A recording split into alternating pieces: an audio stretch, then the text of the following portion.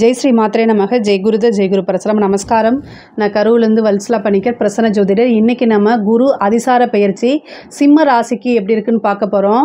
இந்த குரு அதிசாரம் எப்போ ஆகுது அப்படின்னா 17-10-2025 7-12-2025 வரைக்கும் குரு அதிசாரமாக மிதுன ராசியிலிருந்து கடக ராசிக்கு பயிற்சி ஆகிறாரு. இது 1.5 மாத காலகட்டம் மட்டுமே. ஸோ அதனால் 1.5 மாதத்துக்கு குரு மிதுன ராசியிலேருந்து கடக ராசிக்கு இருப்பார். அதுக்கப்புறம் 7-12க்கு அப்புறம் 7-12-2025க்கு அப்புறம் குரு வக்ரகதியாக கடகராசியிலிருந்து மிதுன ராசிக்கு போயிடுவார். இது சிம்ம ராசிக்கு குரு 12ஆம் இடத்துக்கு வராருங்க. நான் சொல்கிறது எல்லாமே திருக்கணிதப்படி.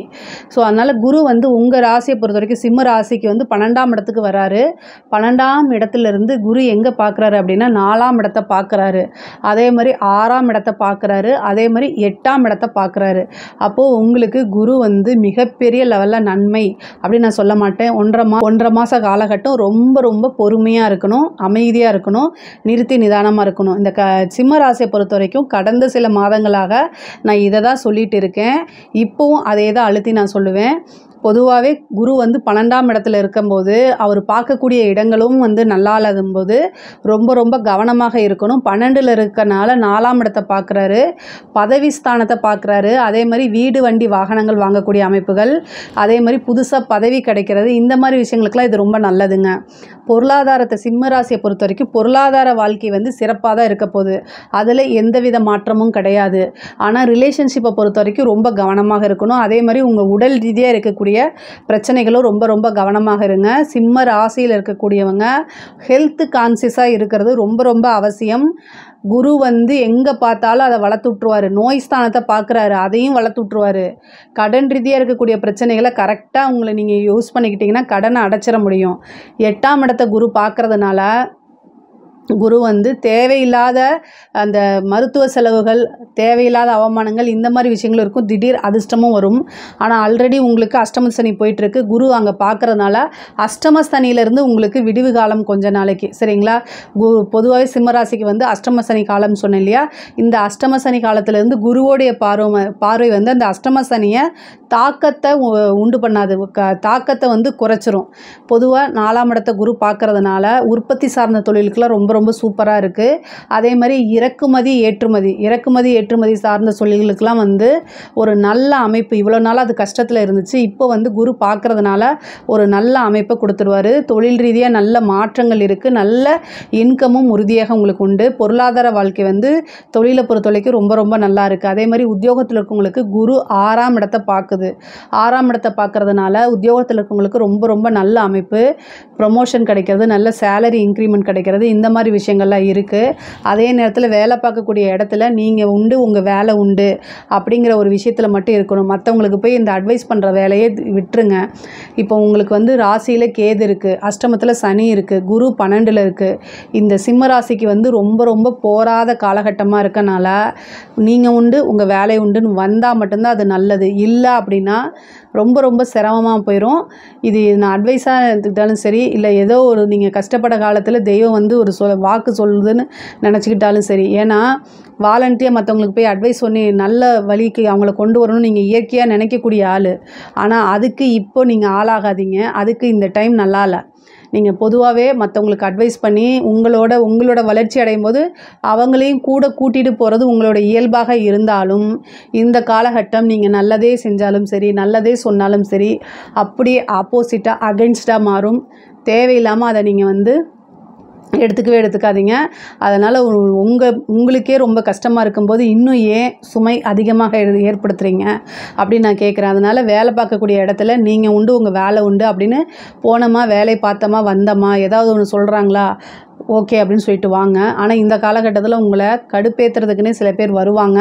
பட் அவங்களெல்லாம் காணாமல் வர்றது தான் ரொம்ப நல்லதுங்க. இந்த காலகட்டத்தில் குரு மறைஞ்சிருக்காரு. அதனால் 6ஆம் இடத்தை பார்க்குறாரு. 6ஆம் இடம் தான் சண்டை சச்சரவு. வெளியில் இருக்கக்கூடிய டென்ஷனை வீட்டில் காமிக்கக்கூடாது. இல்லைன்னு வச்சுக்கோங்களேன், அப்புறம் சோறு தண்ணி கிடைக்காது. அதனால் வீட்லேயும் ரொம்ப அமைதியாக இருக்கணும். 6ஆம் இடம் அப்படிங்கிறது பார்த்திங்கன்னா கோர்ட்டு கேஸு, பஞ்சாயத்து, இந்த மாதிரி விஷயங்கள். ஸோ அதனால் வீட்லேயும் ரொம்ப அமைதியாக இருங்க. உங்கள் மேலே தப்பு இருந்தாலும் இல்லைனாலுமே இந்த காலகட்டத்தில் குரு மறைஞ்சிருக்கனால உங்களுக்கு மன உளைச்சலை ஏற்படுத்துறதுக்குன்னு வீட்லேயும் வெளியிலேருந்து தான் ஆள் வராங்கன்னா வீட்லேயும் கொஞ்சம் அப்படி தான் பண்ணுவாங்க. பட் ஆனால் வந்து ஒரே ஒரு விஷயம், எல்லா விஷயத்தையும் கடந்து வர முடியும். உங்களுக்கு தெய்வத்துடைய அனுகிரகம் பரிபூரணமாக இருக்குது. எப்போவுமே சிம்ம ராசி வந்து நேர்மையாக இருக்கக்கூடிய நபராக இருப்பீங்க. அதனால் நிறைய விஷயங்களில் வந்து சிக்காமல் வெளியில் வரதுக்கு முடியும். இயற்கையாகவே வந்து சூரியன் உங்களுடைய ராசிக்கு அதிபதியாக இருக்கனால சூரிய வழிபாடு பண்ணுங்கள். காலையில் 6 to 7 உதயமாகக்கூடிய சூரியனை வழிபாடு பண்ணிட்டு வந்தீங்க அப்படின்னா ரொம்ப ரொம்ப நல்லது. ஞாயிற்றுக்கிழமை சிவன் ஆலயம் சென்று வில்வத்தால் அர்ச்சனை பண்ணிங்கன்னா இந்த கஷ்ட காலத்திலிருந்து உங்களுக்கு ஒரு விடிவு காலம் பிறக்கும். கிரக சூழ்நிலைகள் சரியில்லைன்னா அந்த சிவபெருமான வழிபாடு பண்ணிங்கன்னா அத்தனை பிரச்சனைகள்லேருந்து நீங்கள் நீங்குவீங்க. அத்தனை பிரச்சனைகளும் எப்படி வந்து ஒரு பனி இருக்குது அப்படின்னா சூரியன் வந்து அதை வரும்போது அப்படியே பனி போல் அது விலகிரும் இல்லையா, அதே மாதிரி சிவனுடைய வழிபாடு பண்ண உங்களோட பிரச்சனைகள் வந்து அப்படியே விலகி போயிடும், கண்ணுக்கு தெரியாது. அதனால் உத்தியோகத்தில் இருக்கவங்களுக்கு நல்லா இருக்குது. பட் ஆனால் கவனமாக இருங்கன்னு நான் சொல்கிறேன். அதே மாதிரி கடன் ரீதியாக இருக்கக்கூடிய பிரச்சனைகளுக்கெல்லாம் இந்த டைம் வந்து ரொம்ப ரொம்ப அற்புதமாக இருக்குது. எவ்வளோ கடன் இருந்தாலும் அந்த கடனை தீர்க்கறதுக்கு ஒரு சோர்ஸ் அப்படிங்கக்கூடிய ஒரு விஷயம் உருவாகும். நீங்கள் நல்ல டெவலப்மெண்ட் ஆகிட்டு வரக்கூடிய காலகட்டத்தில் இந்த கடன் ரீதியாக உங்களுக்கு பிரச்சனைகள் இருக்கும். அந்த பிரச்சனையிலேருந்து மீட்டெடுக்கிறதுக்கு குரு 12ல் வந்து 6 பார்க்குறாரு. அப்போ எவ்வளோ பெரிய கடன் இருந்தாலும் அதுக்குன்னு ஒரு சோர்ஸ் இருக்கும். புதுசாக டெவலப்மெண்ட் பண்ணுறதுக்கு உங்கள் பிஸ்னஸை டெவலப்மெண்ட் பண்ணுறதுக்கு கடன் கிடைக்கும். அதே மாதிரி வீடு வண்டி வாகனங்கள் வாங்குறதுக்கு உண்டான லோன் எடுப்பீங்க. ஒரு வீடு வாங்குறதோ அல்லது ஒரு இடம் வாங்குறதோ ஒரு லோன் எடுத்து சின்னதாக ஒரு லோன் போட்டு வாங்குறதுக்கு உண்டான அமைப்பு. அதே மாதிரி வாகனங்கள் வாங்குறது, கார் வாங்குறது, இந்த மாதிரி விஷயங்கள்லாம் உங்களுக்கு நடக்கும். அஷ்டமத்தை குரு பார்க்குது. அதனால் தேவையில்லாத கமிட்மெண்ட் கொடுக்காதீங்க. வண்டி வாகனங்களில் போகும்போது ரொம்ப ரொம்ப ஜாக்கிரதையாக போகணும். குரு 4ஆம் இடத்தையும் 8ஆம் இடத்தையும் பார்க்குது. மருத்துவ செலவு இருக்கிறதுனால வண்டி வாகனங்களுக்கு போகும்போது ரொம்ப ரொம்ப கவனமாக போங்க. ஒரு விரயம் இருக்குது, அது சுப விரயமாக மாற்றிக்கிறதுக்கு நீங்கள் ஏதாவது ஒரு விஷயங்களில் இன்வெஸ்ட்மெண்ட் பண்ணுங்கள். அது வந்து கோல்டாகவும் இருக்கலாம், ஒரு இடமாகவும் இருக்கலாம், அல்லது வந்து ஒரு பிஸ்னஸ் ஸ்டார்ட் பண்ணுறதாகவும் இருக்கலாம். உங்களுக்கு என்ன விஷயத்தில் இன்ட்ரெஸ்ட் இருக்கோ, ஆர்வம் இருக்கோ, எதில் நம்பிக்கை இருக்கோ அந்த விஷயங்களில் இன்வெஸ்ட் பண்ணுங்கள். அது கட்டாயம் உங்களுக்கு பெரிய டெவலப்மெண்ட்டை உறுதியாக கொடுத்துருங்க. அதே மாதிரி குடும்பத்தில் வந்து பார்த்திங்கன்னா கணவனோ மனைவியோ ஒருத்தருக்கு ஒருத்தர் அனுசரித்து செல்லணும். இல்லை அப்படின்னா சண்டை சச்சரவுகள் போட்டு கோர்ட்டு கேஸு பஞ்சாயத்துன்னு போகிறதுக்கு உண்டான அமைப்புகள் இருக்குது. வாழ்க்கையில் வந்து உறவுகள் கிட்ட அனுசரித்து போகிறது தான் வாழ்க்கை. அதனால் ஆணாக இருந்தாலும் சரி பெண்ணாக இருந்தாலும் சரி ஒருவரை ஒருவர் அனுசரித்து போகிறது ரொம்ப ரொம்ப முக்கியம். முக்கியமாக பெண்களுக்கு கணவருடைய தேக ஆரோக்கியத்தில் ரொம்ப கவனமாக இருக்கணும். ஏன் அப்படின்னா 8ஆம் இடம் வந்து பெண்களை பொறுத்த வரைக்கும் மாங்கல்ய ஸ்தானமாக இருக்குது. அதை கணவர் வந்து அலட்சியப்படுத்திட்டு போயிட்டாருன்னு வச்சுக்கோங்களேன், நீங்களும் அலட்சியமாக இருந்துடாதீங்க. அவரை வலுக்கட்டாய பிடிச்சிட்டு போய் என்ன செய்யுங்க, டாக்டர்கிட்ட ஒப்பீனியன் கேட்டுருங்க. அவருக்கு ஏதாவது ஒரு ஹெல்த் இஷ்யூ, நான் அப்புறம் பார்த்துக்கிறேன்னு உங்ககிட்ட சொல்லுவார். ஆனால் உங்களுக்கு என்ன செய்யணும், நீங்கள் இந்த டைமில் ஒரு தலையில் ஒரு கொட்டை போட்டு ஒரு அடியை போட்டு, இல்லை இது எனக்கு நீங்கள் முக்கியம், அதனால் நான் உங்களை வந்து பாதுகாப்பேன் அப்படின்னு சொல்லி நீங்கள் என்ன செய்யணும், தரத்தரனே இழுத்துட்டு போய் டாக்டர்கிட்ட உட்கார வச்சுருங்க. அவர் ஒப்பீனியன் கொடுக்கட்டும், இது ஒன்றும் பிரச்சனை இல்லை, இது பிரச்சனைக்குரியதுன்னு அவர் ஒப்பீனியன் கொடுக்கட்டும். ஏன்னா கணவருக்கு தேக ஆரோக்கியத்தில் பிரச்சனை இருக்குது, மருத்துவ செலவு இருக்குன்னு உங்களுடைய ராசி அமைப்படி இருக்கனால கவனமாக இருக்கிறது ரொம்ப ரொம்ப நல்லது. சிம்ம ராசியை பொறுத்த வரைக்கும் பெண்களுக்கு வந்து பார்த்திங்கன்னா புதுசாக தொழில் தொடங்குறதுக்கு உண்டான அமைப்பு, குடும்பத்தாருடைய ஆதரவுகள் கிடைக்கிறதுக்கு உண்டானது, புதுசாக ஸ்டார்ட் அப் பண்ணுறது, இந்த மாதிரி விஷயங்கள் இருக்குது. முக்கியமாக நான் சிம்மராசி பெண்களுக்கு நான் என்ன சொல்லணும்னு விரும்புகிறேன்னா, கணவரை அதிகமாக டார்ச்சர் பண்ணாதீங்க. அவங்களுடைய கை இது பண்ணிவிட்டு ஆன்லைனில் ஆர்டர் போடுங்க. அவங்கக்கிட்ட எவ்வளோ காசு இருக்குன்னு பார்த்துட்டு அதுக்கப்புறம் நீங்கள் ஆன்லைனில் ஆர்டர் போடுங்க. இந்த ஆன்லைனில் ஆர்டர் போடுறதெல்லாம் கொஞ்சம் கம்மி பண்ணிக்கோங்க. இந்த காலகட்டத்தில் அந்த மாதிரி உங்களுக்கு தோணும், விரக்தி, அதனால் ஏதாவது ஒரு சின்ன சின்ன விஷயங்களை வாங்கணும்னு தோணும்.